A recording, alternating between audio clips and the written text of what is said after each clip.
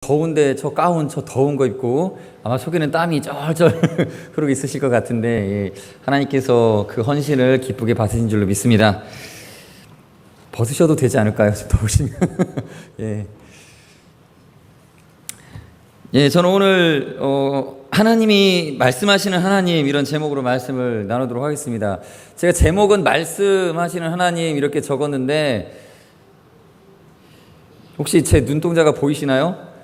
안 보이시죠? 눈이 지금 이쪽이 좀 빨개요. 걱정하시지 마십시오. 말씀 시간에 혹시 여러분들이 신경 쓰실까 봐 미리 말씀드리지만 아무런 것도 아닙니다. 기도 열심히 해서 눈이 빨개진 것도 아니고요. 수련회 막 열심히 준비해갖고 이렇게 된 것도 아니고, 그냥 인터넷 쳐보니까 그냥 이럴 때 있대요. 이럴 때가 있어가지고 좀 빨갛다고 그러네요. 시간 한 2, 3주 지나면 저절로 없어진다고 하더라고요. 그래서 제가 자신감이 많이 좀 없어지더라고요. 사람들 눈을 못 마주치겠고 이렇게 부끄럽더라고요. 여러분들 빨리 낫도록 위해서 기도해 주시면 감사하겠습니다.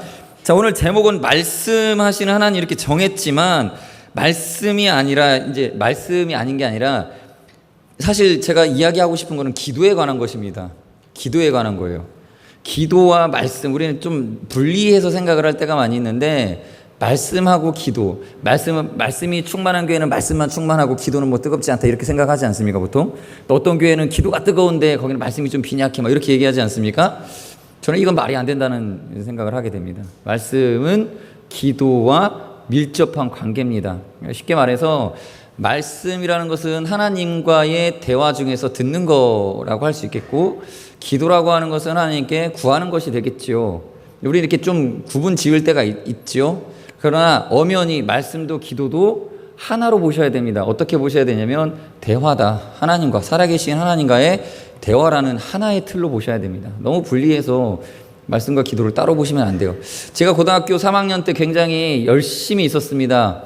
여기는 우리 아영교회 중고등부 아이들 중에 얼마나 누가 열심히 있는지 모르겠지만, 아마 제가 장담하건대 저만큼 열심은 없었을 거라는 생각이 들 정도로 고3 때 되게 열심히 했어요. 왜냐하면 공부가 하기 싫어가지고 열심히 교회 생활에 집중한다고 이렇게 공부 못하는 거 핑계 삼아서 교회 열심히 다녔는데, 고3 때 저는 학교에서 쉬는 시간, 그러니까 매 쉬는 시간 50분에 한 번씩, 1시간에 한 번씩 쉬는 시간이 있죠.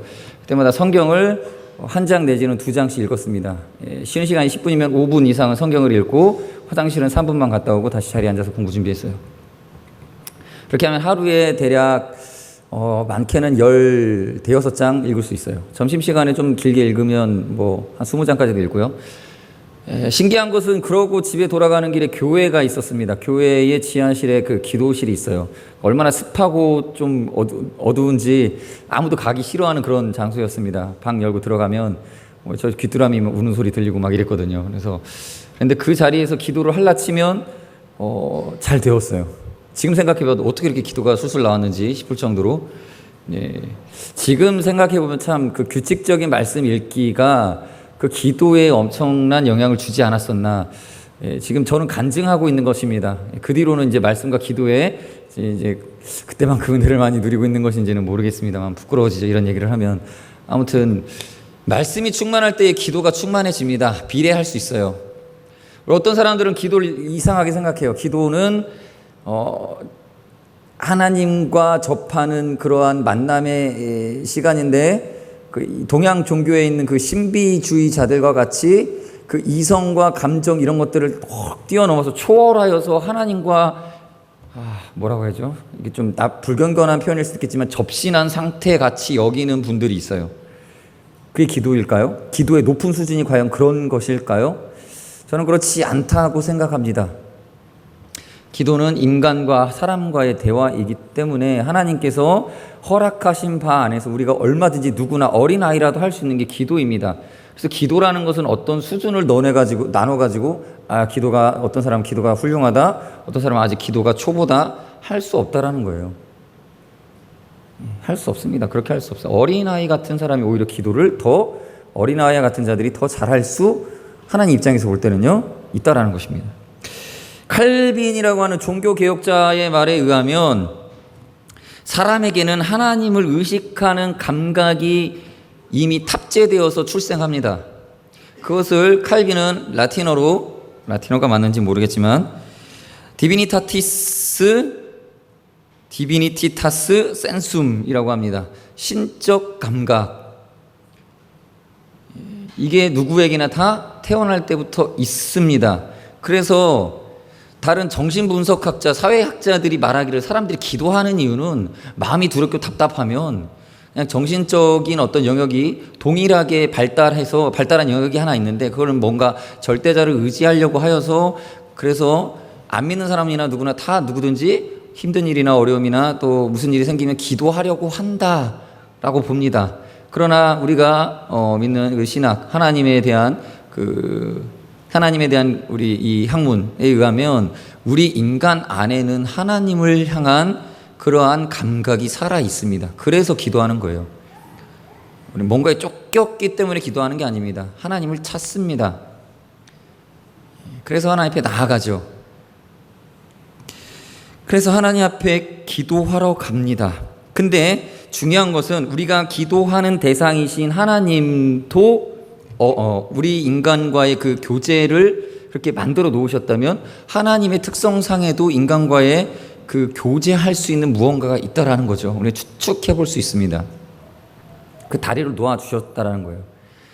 자, 동양신비종교에서는 그 신은요 그냥 인격적 존재가 아닙니다. 무의식 상태에서 만나는 또 다른 무의식의 세계를 인간의 이성을 뛰어넘은 어떤 세계라고 생각을 합니다. 그래서 여러분들이 혹시 읽으셨을지 모르지만 시크릿이라고 하는 책에 보면요 인간 안에 그 간절히 바라고 소원하면요 우주 안에 존재하는 그걸 신이라고 표현하진 않아요. 근데 알파파와 베타파라고 하는 그 알파 베타 뭐라고 할 수 없는 그것이 우주가 우리 인간 정신을 받아들여서 그 신호를 받아들여서 움직이기 시작한대요. 그래서 우리가 원하는 그것을 들어준대요. 인격적 존재가 아니죠. 우리가 믿는 하나님 어떤 하나님이십니까? 말씀하시는 하나님이세요. 말씀하시는 인격적 하나님이시다라는 것입니다. 하나님을 아시는 우리 성도들이 기도할 때 누구한테 하는 겁니까? 인격적 존재에게 하는 거예요. 자, 이제 그렇다면 하나님이 어떤 분이신가? 그 인격적 존재라는 게 무엇일까? 궁금하지 않습니까? 만일 하나님이 단일신, 삼위일체 하나님이 아니라 그냥 홀로 하나, 그냥 한 분, 성부 한 분 딱 이렇게 있다고 칩시다. 그렇게 이해하시는 경우들이 많이 있지만 그렇지 않죠.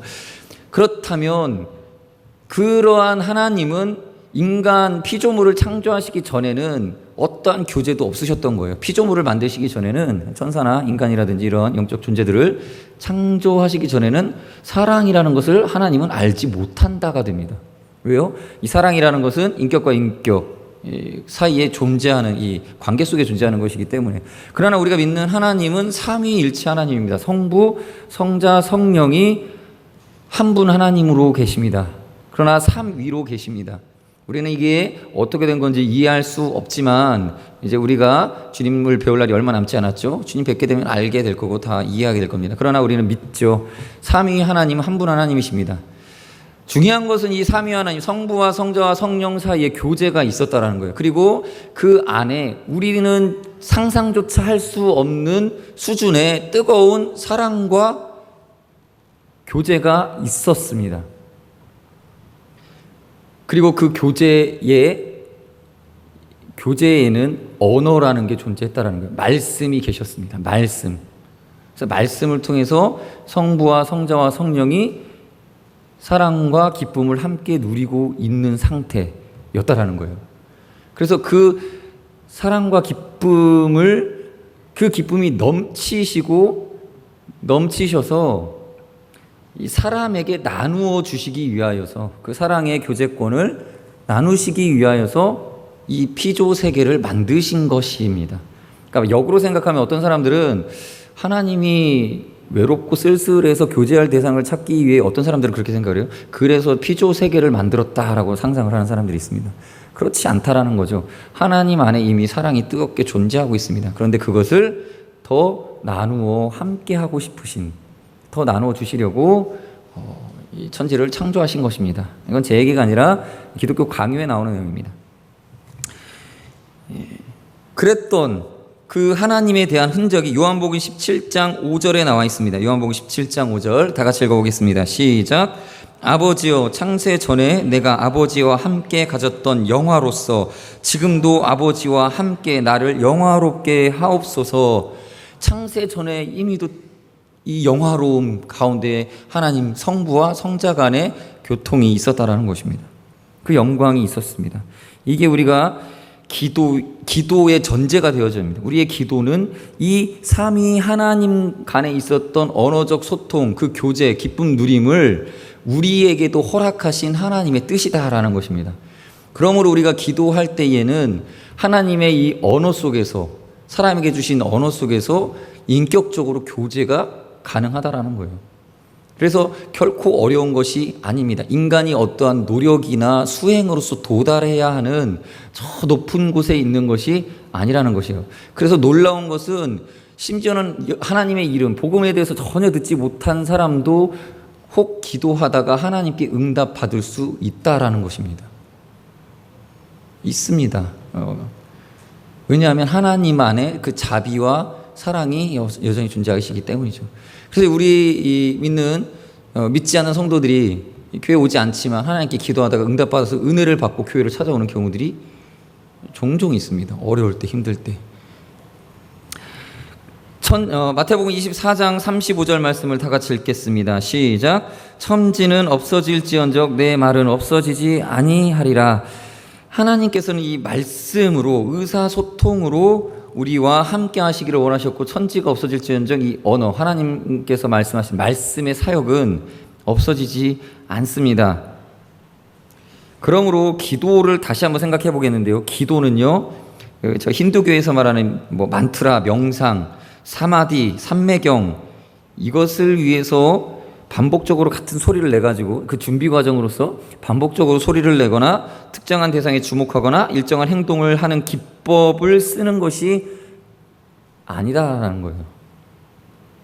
우리의 자아라고 하는 지각을 깨워내는 행동이 기도가 결코 아니다라는 것입니다. 이것은 결론부터 말씀드리면 악한 마귀가 하나님과의 이 인격적 교제를 어렵게 만들고 또 다른 것들을 추구하게 하기 위해서 만들어 놓은 다른 방식들이다라는 거예요. 거기에 시간을 쏟고 열심을 내고 에너지를 소비하게 함으로써 하나님과의 인격적 교제의 자리를 빼앗고자 하는 악한 마귀의 계략이다라는 것입니다. 기독교인의 기도는 하나님과 대화를 나누며 친구가 되어주시는 인격적인 그분과 교제하는 것에 가깝습니다. 성경이 제시하는 기도 패턴에는 일심으로 주의 이름을 경외하며 주 하나님이 나의 하나님이 되셔서 전심으로 주님을 찬송하고, 이러한 그 시편의 기자의 고백처럼 하나님과 인격적으로 교제하는 것입니다. 그러나 그 안에는 하나님에 대한 인격적인 분을 대할 때 우리가 어떤 사람을 대하든 경외하는 마음이 있고, 내가 그 사람을 다 알지 못하기 때문에 조심스러운 마음이 있습니다. 특별히 더군다나 우리가 만나는 하나님, 이 하나님께 대하여서는 더욱더 그러하여야겠지요. 우리 하나님을 경외하는 마음을 결코 잃어서는 안 됩니다. 두려운 마음이 있어야 됩니다. 그러나 그 두려움이 내 죄를 심판하시는 하나님, 나를 벌 주시는 하나님 앞에서 두려워하는 그러한 두려움이 아니라, 하나님이 너무나 내가 존경하고 그분을 너무나 사랑하고 그분을 너무나 내가 그리워하기에, 그분을 즐거워하기에 내 마음 심령 깊은 곳에서 나오는 떨림이 되어야 된다는 거예요. 그러한 경외함 가운데 하나님과의 동시에 친밀함을 누려야 됩니다. 십자가가 그것을 잘 설명하고 있지 않습니까? 예수님의 십자가 어떻습니까? 죄는요, 십자가에 못 박아 피 흘려 죽기까지 심판이 있어야 됩니다. 두려움이 있습니다. 경외감이 있습니다. 그런데 또 동시에 십자가를 지신 예수님은 죄를 지은 분이 아니죠. 그 죄는 누구의 죄 때문입니까? 우리 죄 때문에 예수님이 십자가를 지셨어요. 그렇다면 이게 무엇입니까? 그 안에는 하나님께서 우리를 용납하시고자 하시고 끌어안으시고자 하는 자비가 가득하다라는 거예요. 그래서 우리는 기도를 이렇게 하는 거예요. 두렵습니다. 하나님 경외합니다. 그런데 그분이 내게 말씀하셨고, 그 말씀은 십자가상에서 예수님의 십자가 복음으로 구약과 신약 성경의 모든 그 하나님의 말씀이 일맥상통하게 그 언어로서 우리에게 다가와 있고요. 그렇기 때문에 우리는 또한 또 다른 언어인 우리의 언어로서 하나님께 나아가는 것입니다. 이게 너무나 좋은 거예요. 너무나 귀한 겁니다. 그래서 기도라는 것은 의무가 아니에요. 기도라는 의무 속에서 우리가 힘겨워할 것이 아니다라는 거예요. 너무나 소중하고 아름다운 것이고 가치 있는 것이기에. 그러나 우리가 어느샌가 이 기도라는 것을 굉장히 안 하는 게으름이 우리 가운데 있기 때문에 강조하고 강요하다 보니까 마치 뭔가 의무인 것처럼 느끼고 있을 뿐이죠. 그렇지 않습니다. 밥 먹는 거를 귀찮아하는 아이들 있지 않습니까? 그런 것처럼 우리가 정말 밥을 먹어야 되는데 그걸 귀찮아하는 모순 속에 살아가고 있습니다. 말씀을 통해서 하나님을 만나는 경험이 기도라는 것입니다. 말씀을 통해서 기도는 다시 한번 정의해드립니다. 기도는 말씀을 통하여서 하나님을 만나는 경험입니다. 자, 이제 말씀에 대해서 좀 더 생각을 해보겠습니다. 하나님의 말씀, 생명의 말씀입니다. 그 생명의 말씀이라는 제목으로 책을 쓴 사람이 있어요. 티모시 워드라고 하는 사람이 이렇게 말하고 있습니다. 창세기 1장 3절을 먼저 읽어볼까요? 창세기 1장 3절 시작. 하나님이 이르시되 빛이 있으라 하시니 빛이 있었고. 자, 하나님 말씀 어떻습니까? 빛이 있으라 하는 순간 하나님 말씀 가운데 빛이 생겨났습니다. 말씀 자체가 빛을 불러왔습니다. 그게 하나님 말씀의 특징이에요. 우리는 불을 켜려고 하면 자, 불을 켜자라고 먼저 마음으로 생각하든지 불을 켜줘라고 누군가에게 말을 하겠죠.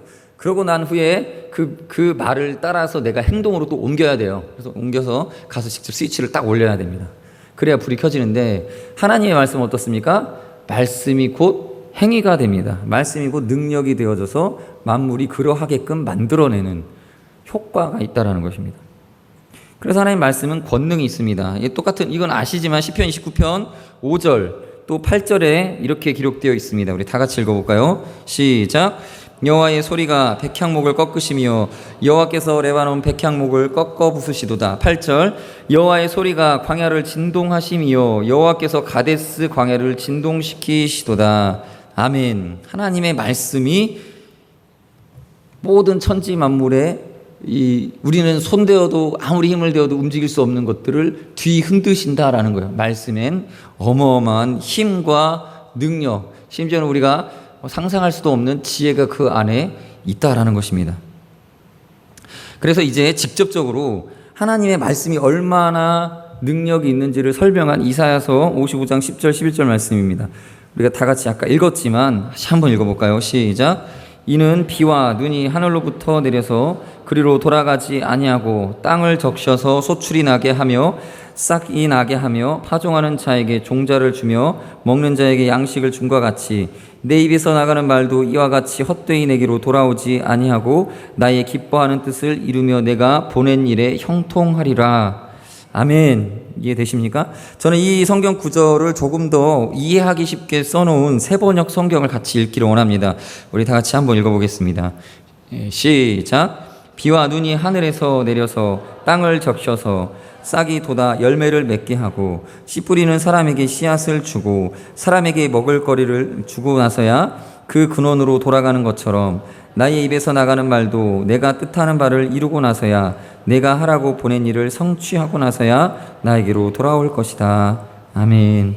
마치 비가 하늘에서 내려온 다음에 땅에 있는 만물을 다 적시고 생명을 얻어야 할 것들에게 생명을 주고 사람에게도 일용할 양식과 마실 물을 주고 그리고 나서 모든 것들이 다 이 임무를 마친 후에 생명의 일들을 다 한 후에 다시 증발되어서 올라가는 것처럼 하나님의 말씀도 선포된 후에는 공허하게 그저 떠돌다가 올라가는 게 아니다라는 거예요. 마땅히 줘야 될 그 공급처에서 이 기적과 같은 일들을 행하시고 주님 앞에 다시 돌아가는 그러한 선포다라는 것입니다. 하나님의 말씀은 절대로 무산되는 일이 없습니다. 왜냐하면 하나님은 본시부터 말씀을 통해서 일하시는 분이기 때문입니다. 우리가 하나님께서 말씀하셨다라는 것은 이미 하나님이 거동하기 시작했다라는 것, 하나님의 능력이 움직이기 시작했다라는 것입니다. 그래서 하나님의 말씀이 곧 우리는 하나님으로 여기는 것입니다. 우리는 하나님의 말씀을 곧 하나님처럼 여기는 거예요. 예수 그리스도께서 말씀으로 이 땅에 육신이 되어서 오셨지요. 하나님입니다. 그 말씀하심과 하나님은 우리에게 있어서는 동등한 것입니다. 그래서 우리가 말씀을 듣잖아요. 예배 시간에 말씀을 듣습니다. 설교 시간에 말씀을 듣습니다. 무엇입니까? 하나님이 우리에게 말씀으로서 침투해 오시는 거예요. 하나님 우리 가운데로 들어오시는 거고 하나님의 영이 우리 가운데 임재하는 것입니다. 그래서 성령 충만과 말씀 충만은 같은 뜻입니다. 하나님의 말씀이 충만한 상태, 하나님의 영이 우리 가운데 충만한 상태, 지식으로서 지혜로서 들려주신 말씀이 내 귀에서 내 마음의 영혼 깊은 곳까지 스며들어간 상태가 이 말씀의 충만한 상태입니다. 그런데 만약에 우리가 말씀을 거역하고 배반하는 것은 그 말씀 자체, 그 누군가의 말만을 툭 쳐내는 것이 아니라 하나님을 거역하는 것이죠. 그래서 하나님의 말씀을 우리가 순종해야 하는 것입니다. 어떤 신비적인 그쪽 계통에 있는 성도들 가운데 일부는요, 하나님의 말씀이 오히려 하나님께 나아가는데 때로는 지장이 될 수도 있다. 그래서 어떤 말씀은 우리가 좀 무시하자, 그렇게 말하는 사람들이 있어요. 어떤 말씀은 그냥 지나치자. 그러나 우리는 결코 그렇게 해서는 안 됩니다. 하나님의 말씀이 곧 하나님이시다라고 우리는 믿고 그 말씀을 우리 마음 가운데 귀하게 여기면서 신앙생활을 하셔야 됩니다. 여러분, 이 말씀을 통해서 교제하십니다. 그래서 우리는 그 말씀의 같은 형태인 언어라는 걸 취하였어요. 하나님 말씀에서 우리가 말씀을 통해서 하나님 말씀하신 것을 추측하지만 하나님의 언어가 먼저 있었고 그 다음에 파생되어진 게 우리의 언어죠. 그래서 그 언어로서 하나님께 나가게 되어 있습니다. 그래서 기도는요, 참 언어적입니다. 언어적이에요. 우리 입술을 통해서 나옵니다. 기도라는 것은요, 어떤 특별한 명상의 시간이 아니라 어떤 우리의 인간의 생각을 뛰어넘어져 있는 그 상태에서 멍하니 뭔가를 초월한 상태가 아니라요, 철저하게 인격적으로 대화 나누는 상태입니다. 그러나 때로는 우리가 침묵할 때도 있지요. 하나님의 은혜를 너무나 깊이 깨닫고 은혜 가운데 잠잠히 그것을 느끼고 감동하고 기뻐하는 시간, 뭐라고 말로 표현할 수 없는 그런 시간들을 우리는 또한 갖습니다. 이런 순간들이 우리의 기도 가운데 있는 건 맞습니다. 당연히 있어야 됩니다. 그런데 그 순간이 마치 기도의 모든 것인 양 그 순간을 추구하려고 어떤 다른 수단과 방법이라는 것을 만들어내는 것은 참된 교제, 진실한 교제가 아닐 수 있다는 것입니다. 여러분, 이 데이트할 때를 한번 생각해 볼까요? 남녀가 처음 만났어요. 소개팅 누가 주선해줘가지고 처음 만나가지고 처음에 되게 어색해서 이렇게 뭐 말도 못하고 서로 눈빛만 주고받는 순간, 그러면서 서로 외모만 보고 겉으로 그냥 직관적인 그런 느낌만 가지고 대화를 하지 않고 가만히 바라보고 있다고 한번 생각해 봅시다.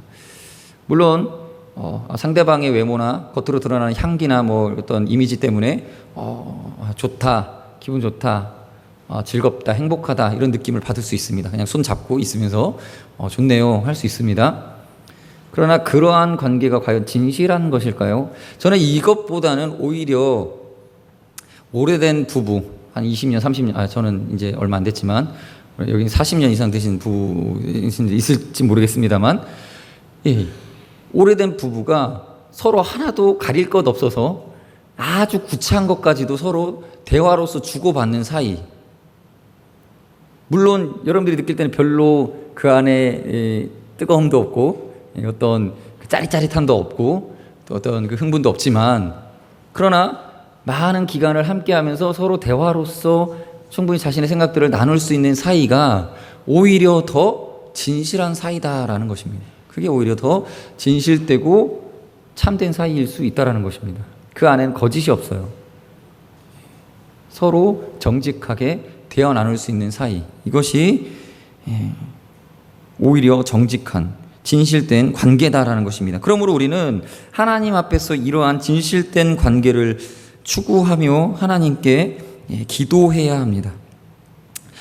하나님께서는 그래서 우리의 기도 가운데에 이런 언어를 통해서 하나님과 기도할 수 있게 하셨습니다. 그러면 하나님과의 교제 가운데 사용되어져 이 언어로서의 기도를 우리는 어떻게 배워야 되겠습니까?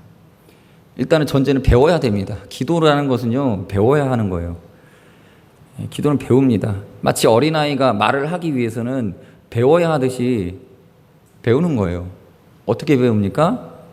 하나님의 말씀에서 배워야 됩니다. 기도라고 하는 것은 사실은 말씀이라는 것은 그 안에 사고가 생각이 흐르고 있는 것 아니겠습니까? 생각하는 방식이에요. 사고하는 방식입니다. 가치관이고요. 이해하는 거예요. 저는 제가 이런 말씀 드리면 우리 지금 시골에 계신 부모님이 이 설교를 들으면 마음이 좀 안 좋으실 수도 있지만 제가 신학교 가기 전까지 우리 어머님 아버지는 교회를 안 다니셨어요. 안 다니셨어요. 신앙이 별로 없으셨어요. 그러니까 어렸을 때 조금 다니셨어서 내가 따라서 교회 나가서 신앙생활을 하게 됐는데 한동안 교회를 안 다니시고 믿음이 없으셨어요. 그래서 저는 제가 교회 갔다 오고 또 대학생 때 선교단체에서 활동을 하고 집에 돌아오면요, 그것에 대해서 부모님하고 특별히 많이 얘기 나눌 일이 없었어요. 근데 장가를 가니까요, 장인 장모는 골수 기독교 분자예요. 예, 교회를 굉장히 오래 다니셨어요. 그래서 대화가 통해요. 말이 돼요, 서로. 저는 되게 굉장히 은혜를 많이 누립니다. 사실 죄송하지만 전 처가가 좋아요. 편해요. 대화가 통해요. 말이 통한다라는 거예요. 왜냐하면 같은 사고방식, 같은 가치관, 내가 하는 말이 뭔 뜻인지를 알아들으세요. 예, 알아들으세요. 교회에 관련돼서는. 우리 교회 얘기하면 재밌지 않습니까? 집에 가서 교회 얘기하면 재밌어요. 같이 믿음에 대해서 이야기 나누고 서로 격려가 되고 힘이 돼요. 제가 목사니까 제가 힘든 거 아시거든요. 장인이 잘 알아요. 장군이 더 잘 알아요. 그러니까 되게 좋아요. 위로가 되고 대화가 충만합니다. 같이 만나면요, 밥 먹으면서도 이런저런 대화를 막 나눌 수 있어요. 나는 오히려 이제 명절에 대해서 시골에 내려가서 이제 우리 아버지 어머니 이게 뭔 대화를 해야 될지 모르고 오히려 헤매는데, 여러분, 우리는 이 언어를 배운다라는 것은 그런 거예요. 하나님의 말씀 속에서 하나님이 가지신 생각에 대해서, 하나님이 가지신 그 우선순위, 가치관, 선과 악에 대한 하나님의 그런 마음가짐, 하나님의 그 뜻, 이것을 우리가 이해하는 것이 기도를 배우는 거예요. 그러면 하나님께 마땅히 하나님의 생각과 사고방식 가운데서 우리도 하나님께 드릴 말씀이 있는 겁니다. 하나님의 마음을 이해하고 인정하고 있기 때문에 대화라는 게 서로 교제가 충만하게 이루어지는 거예요. 그 말씀을 그럼 우리는 어떻게 배웁니까? 신비한 것을 찾지 마십시오. 우리 내가 앞서도 말씀드렸지만 하나님 말씀을 우리에게 쉽게 주셨어요. 쉽게 주셨습니다. 누구나 기독교 서점 가서 18,000원이면 살 수 있는 성경책으로 우리에게 말씀하셨다는 거예요. 감사한 일입니다. 은혜입니다. 이보다 더 귀한 것은 없습니다. 아멘? 믿으시기 바랍니다. 선지자를 통해서 하나님께서 말씀을 기록하게 하셨습니다. 또 사도들을 통해서 하나님의 말씀을 받게 하셨습니다. 우리 한번 볼까요? 예레미야 1장 9절 10절 9절 10절 한번 같이 읽겠습니다. 시작. 여호와께서 그의 손을 내밀어 내 입에 대시며 여호와께서 내게 이르시되 보라, 내가 내 말을 네 입에 두었노라. 보라, 내가 오늘 너를 여러 나라와 여러 왕국 위에 세워 네가 그것들을 뽑고 파괴하며 파멸하고 넘어뜨리며 건설하고 심게 하였느니라 하시니라. 하나님의 말씀은 앞서 말한 것처럼 거저 돌아오지 않는 말씀은 없습니다. 거저 돌아오는 말씀은 없습니다. 하나님의 말씀 뭔가를 다 행합니다. 특별히 그 말씀을 선지자 예레미야 방금 읽으신 구절에서 살펴보셨듯이 이 말씀, 이 어마어마한 것을 누구에게 주셨습니까? 예레미야에게 네 입에 두었다라고 말하고 있다라는 거예요. 네 입에 두었다. 말씀이 사람을 통해서 전달되었습니다.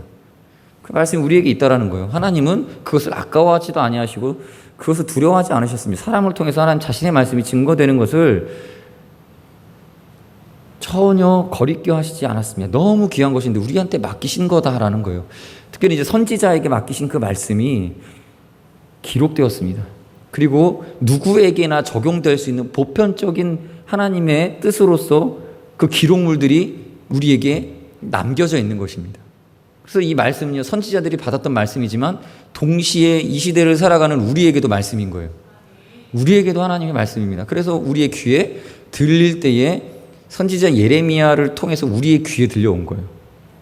여기서 말하는 듣는 자, 청중은 누굽니까? 읽는 자예요. 우리입니다. 또 하나님 예배 시간에 말씀을 듣는 여러분입니다. 하나님이 지금 그렇게 말씀하고 계시다라는 것입니다. 특별히 기록물로 남겨두었습니다. 왜죠? 거짓 선지자들이 판치고 있는 이 세대 가운데에 분별해내기 위하여선 기록이 필요했던 거죠. 악한 영들이 거짓말을 만들고 거짓 것들을 사람의 입에 넣어서 자기의 유익을 쫓아서 만들게 하는 그런 미혹됨이 있기 때문에 기록된 말씀으로서 굳이 남겨두셨습니다. 그러므로 우리는 이 말씀을 어떻게 여겨야 됩니까?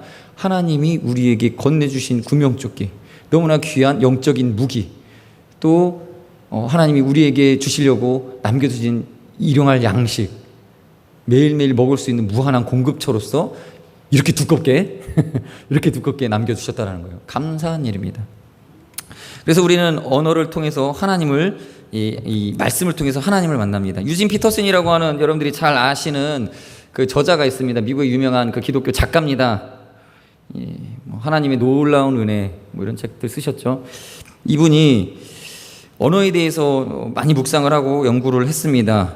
갓난쟁이 시절부터 아장아장 걸어다닐 무렵까지 어린아이들에게 노출되는 단어, 그것들로 인해서 아이들이 사고방식이 결정된다라는 결론을 내렸습니다. 우리가 착각을 하는 게 있습니다. 여러분들 어렸을 때 그 언어를 어떻게 배웠는지 기억나세요? 내가 말을 어떻게 배웠지? 우리 지금 영어 공부하려고 그러면 굉장히 힘들잖아요. 내가 어떤 책을 봤는지 다 기억하시죠? 그런데 우리가 처음에 언어를 배울 때는 기억이 나지 않아요. 그렇죠? 우리가 말 배울 때. 그래서 착각하며 살아갑니다. 뭐를 착각하냐면 내가 스스로 습득했다. 언어라는 것을 내가 책을 보면서 습득했다라고 생각합니다. 근데 그렇지 않죠? 어떻게 하죠? 따라하는 거예요. 그냥 막 따라합니다. 따라하다 보니까 따라하는 것을 통해서 그 감정을 나도 표현할 줄 알게 되고, 그러다 보니까 언어라는 걸 배우게 되죠. 손쉽게 말해서 여러분, 기도도 처음에는 어렵죠. 대피기도 한번 하라고 하면 굉장히 쉽지 않잖아요. 근데 어디서 배우죠? 들어요, 먼저. 듣습니다. 기도도 일종의 배워야 될 필요가 있는 영역 중에서 한 부분일 수 있습니다. 그런 부분에서는요. 기도라는 것은 하나님의 말씀을 통해서 우리에게 배우게 되는 언어가 될 것입니다. 그래서 우리가 인정하는 것이 무엇이죠? 아까 제가 말씀드렸듯이 하나님의 언어는요, 우리의 언어가 있기 이전에 저 까마득히 멀리 먼저 있었어요. 먼저 존재했습니다. 그 말씀을 우리가 배우는 겁니다. 하나님으로부터 배워야 됩니다. 그래서 이분이 이야기하기를 결론적으로 기도에 있어서 신학의 원리는 실천적인 결론에 이르게 되는데, 어떤 실천적인 결론이냐? 우리가 기도를요, 성경에 깊이 침잠하는 데서 비롯되어져야 된다라고 말합니다. 성경에 깊이 침잠. 쉽게 표현해서 성경이라고 하는 바다에 우리가 풍덩 빠졌다 나와야 된다라는 거예요. 성경이라고 하는 이 양동이 속에 물을 가득 담아놓고 스폰지를 집어넣었다가 빼내면 그 스폰지에 물이 가득하여서 그걸로 저는 세차를 한참이나 할 수 있어요. 이 비눗물 이렇게 하고 차를 닦을 때 한 번 담그고요, 몇 번을 닦을 수 있습니다. 그래서 우리 말씀 속에 깊이 빠져서요, 그 다음에 또 기도할 수 있는 거예요. 그래서 기도할 때마다 성경 말씀 보라는 얘기가 아니라 아까 스폰지 얘기처럼 기도를 통해서 말씀을 통해서 말씀에 깊이 들어갔다 나오면 하나님 앞에서 우리가 또 넉넉하게 충만하게 기도할 수 있다라는 것입니다. 이 말씀 속에 빠져드시는 우리 성도님들 되시기를 바라겠습니다. 이것이 참 기도입니다. 하나님께서 우리에게 기도를 가르쳐 주시기 위함 때문에서라도 이 말씀이라는 것을 주셨습니다. 우리 하나님 앞에 엎드려야 됩니다. 그리고 기도하셔야 됩니다. 그것은 하나님의 말씀과 함께 하는 것입니다. 자, 이제 결론을 내리겠습니다. 여러분, 기도라는 것은 전제가 있습니다. 하나님 말씀하십니다. 말씀을 하셨습니다. 그에 대하여서 우리가 그 말씀의 이 선제, 먼저 있음을 인정하고 그 말씀을 통해서 하나님을 만나는 경험을 하는 것입니다. 그렇게 되어져야 하기에 우리는 말씀에 풍덩 뛰어들어야 됩니다. 이것이 실천이겠습니다. 우리의 기도 생활 가운데 충만한 은혜가 있으시길 바라겠습니다. 기도하겠습니다. 이렇게 기도하십시다. 하나님, 제가 성경 읽기나 예배 시간, 개인의 경건의 시간, 큐티 시간, 구역 모임 시간, 또는 어떠한 그 기도의 말씀 시간이라든지 말씀을 접하는 시간들이 있습니다. 하나님, 이러한 시간들 가운데 주님의 음성 가운데 깊이 빠지게 하여 주십시오. 말씀 속에 있게 하여 주십시오. 그리고 그것으로 말미암아 나의 기도 생활이 풍성하게 되어지게 하여 주옵소서. 하나님, 이방 사람들이 기도하는 것처럼 중언부언하고 특별한 명상의 상태에 빠지는 것을 추구하는 것이 아니라 우리가 추구하는 것은 하나님의 은혜와 사랑의 감격입니다. 하나님, 그 감격이 우리의 언어, 이 말씀, 기도를 통하여서 경험되어지게 하여 주옵소서. 그러한 기도를 하나님 앞에 같이 기도하시겠습니다. 하나님 아버지 감사합니다. 하나님의 사랑의 은혜가 우리 가운데 존재하는 줄로 압니다. 하나님 그 은혜를 주시기 위하여서 예수 그리스도를 이 땅에 보내셨고 그 예수 그리스도의 십자가 사랑을 예비하시는 가운데 말씀하셨으며 또 말씀으로서 그 이후의 일들을 우리에게 전달하시고 하나님 구원의 놀라운 역사 속에 현재를 살아갈 수 있게 해주신 하나님, 이 상황 가운데서 여전히 말씀하고 계시고 하나님 앞에 간구하게 하여 주신 하나님 은혜를 감사드립니다. 하나님 이제 말씀을 더 충만하게 누리겠습니다. 그 말씀 가운데 젖어서 기도의 은혜를 누리는 삶을 살길 원합니다. 하나님 기도의 열매가 우리 가운데 있게 하여 주시옵소서. 간구하는 가운데 하나님의 풍성한 은혜가 기도하며 하나님 음성 듣는 역사가 있게 하여 주시옵소서. 세상 사람들은 하나님 정말 공허한 상태 속에서 뭔가를 발견한 척 신용하고 악한 영에 시달리며 시간과 마음을 빼앗기고 있습니다. 하나님 그러나 저희들은 그렇지 않은 줄로 압니다. 하나님 저희에게 말씀하셨고 하나님의 생각과 마음을 이 성경을 통해 담아서 우리에게 전달하셨을 줄로 믿습니다. 하나님 이제 하나님 말씀 들음으로 하나님의 생각과 하나님의 뜻을 헤아려 알고 주님과 교제하며 기도하는 저희의 기도 생활이 이루어지게 하여 주시옵소서. 새벽마다 또 금요 기도회마다 하나님 말씀의 충만한 은혜 가운데 또 기도의 시간을 누릴 수 있는 저희들 되게 하여 주시옵소서. 하나님 감사합니다. 하나님의 말씀으로 우리에게 먼저 하나님을 나타내 보이시고 그 생각과 뜻을 헤아리게 하신 하나님 감사드립니다. 저희가 이해하지 못하고 깨닫지 못할 때가 너무나 많습니다. 성령님 우리를 도우셔서 주의 말씀을 밝히 알 수 있게 하여 주시고 하나님의 뜻을 깨달아서 하나님 우리가 은혜 가운데 기도로 나아갈 수 있도록 도와주시옵소서. 예수님의 이름으로 기도드립니다. 아멘. 시간 다 같이 찬양 361장 찬양 드리겠습니다.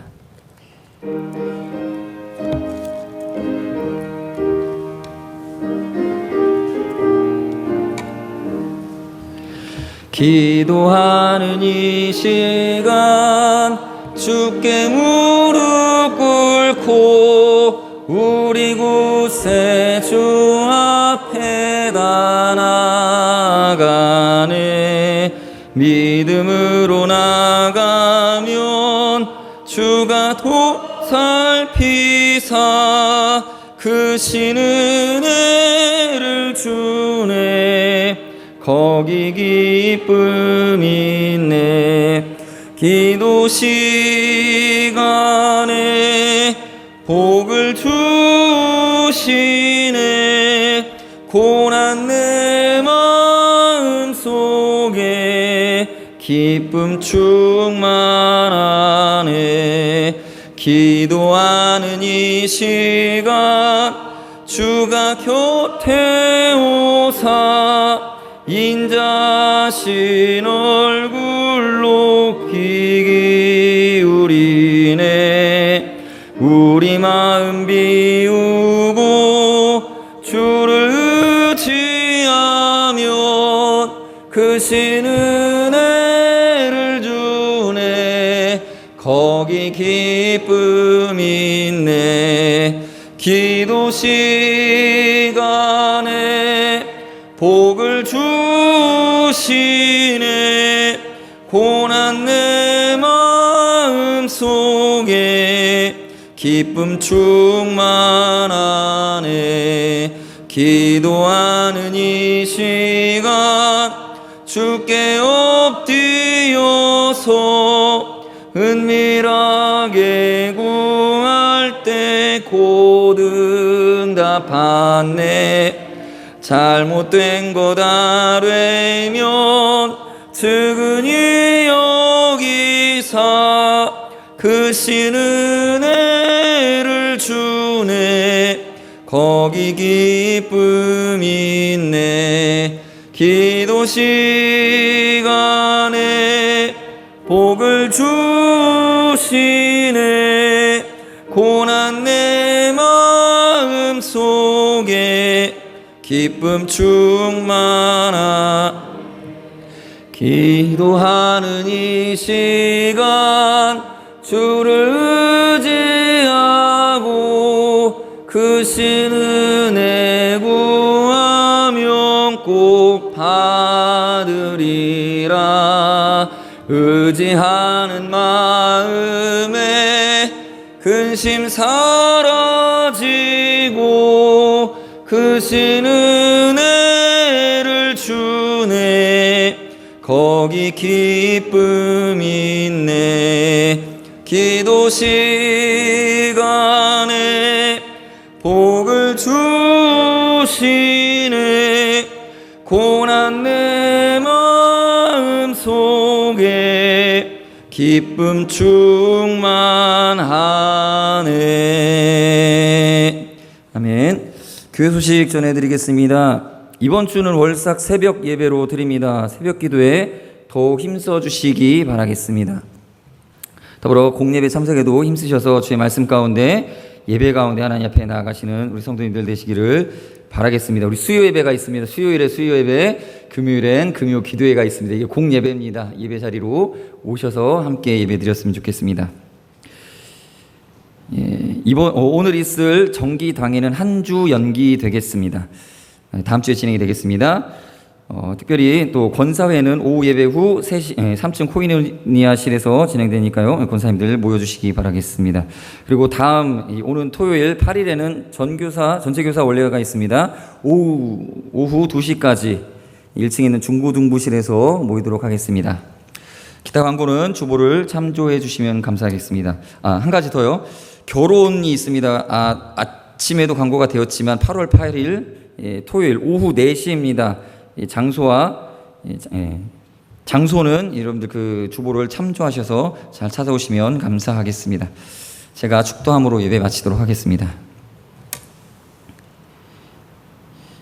이제는 우리 주 예수 그리스도의 은혜와 하나님 아버지의 크신 사랑과 성령님의